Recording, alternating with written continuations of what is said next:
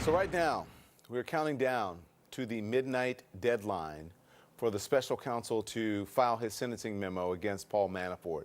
We've learned a lot from these memos in the past, so what can we expect this time? That's a big question. Here to discuss is Democratic Congressman Denny Heck, a member of the House Intelligence Committee. Congressman, we appreciate your time. Again, we're counting down. We're waiting to see what happens.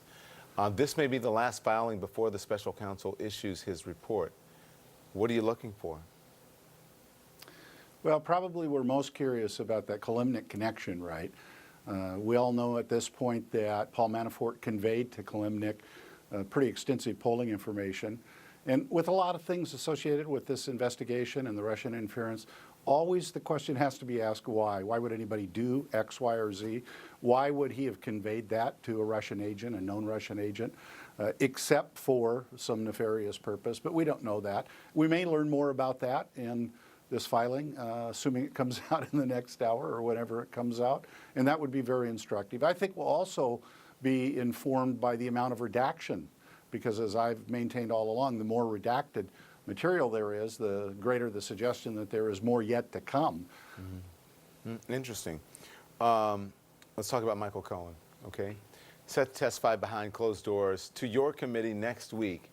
In the past hour, we learned that federal investigators talked to him, to Michael Cohen, about how the president's businesses used insurance. Clearly, Cohen is still has a lot to say. What do you want to hear from Michael Cohen? Well, the first and most important thing I want to hear from him, Don, is to set the record straight for where he lied to us. He's going to jail, and not for a short period of time, because he lied to the members of Congress. And so we need to get alongside one another, the truth and the lies, and go from there.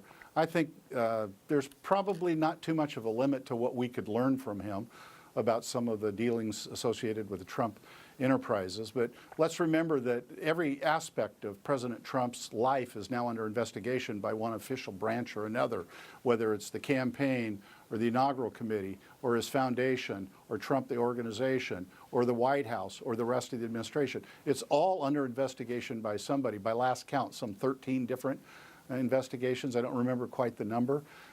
As it relates to the Intel Committee, though, Don, we're pretty narrowly focused on Russian interference in our election. And so you can well imagine that that will be the focus of our questioning.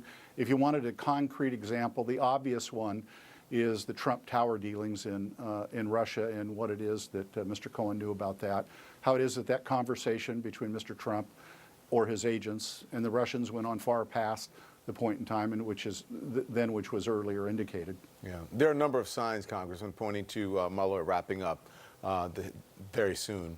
But that doesn't mean that the many investigations into this president, doesn't mean that those investigations are over. Your committee is still working on its investigation. What happens post-Mueller? Well, it depends, of course, in part on what Mr. Mueller has done, but that brilliant legal mind David Chris said earlier on your program that he had performed somewhat like a venture capital firm, having spun out a lot of separate investigations by U.S. attorneys' offices here and there. And then we of course, now know that Cyrus Vance Jr.'s operation is engaged in some investigation. Our work will continue. So, in fact, I don't think the Mueller report, should there be a terminating report per se, is a period at the end of the sentence at all. I think, in fact, it's the beginning of some considerable effort. Yeah. 6 Democratic committee chairs have sent a letter to the incoming Attorney General demanding the report be made public. It's technically up to the AG, up to AG Barr, to decide what Congress can see. Will Democrats go to court if they don't get the full report? We're going to get that report one way or another, or we're going to get the contents of that report one way or another. I confidently predict that. You know, Don, it just so happened that last night the Olympia World Affairs Council hosted a town hall kind of a meeting for me. It was a pretty amazing event. There were more than 200 people there, standing room only, and we talked about a range of issues. And I was asked about the Mueller report, and I told them what I just told you. We're going to get that information one way or another. And the entire room burst into applause. I was quite taken aback by it, frankly. But the reason I'm telling you that is the American public wants this. They are demanding to know this information. And for them to, new Attorney General Barr, to withhold it, that's a political bomb. He's holding a hand grenade and he just pulled the pin if he thinks the American public is going to be satisfied with that information being kept secret. They won't be. Congressman, thank you for your time. I appreciate it. You're welcome, Don. Justice Department officials now saying